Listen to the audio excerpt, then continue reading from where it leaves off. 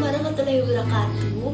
Okay guys, I want to tell you how to operate a washing machine. First, open the cup of washing machine tube. Put the clothes in the washing machine.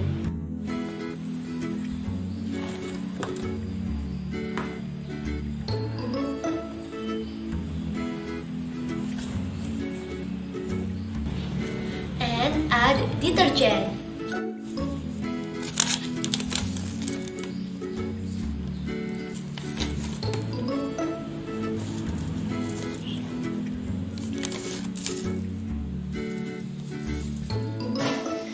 And close the cup of washing machine.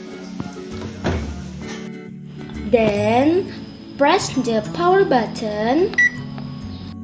Water level. Set the time.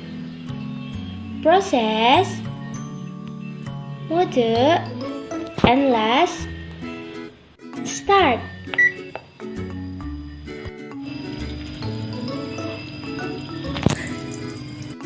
The washing machine will add water, rinse, and bring the clothes automatically. And wait for 45 minutes. After waiting for 45 minutes, put the washed clothes in the bucket for drying. Finally, clothes ready in the sun. Thank you.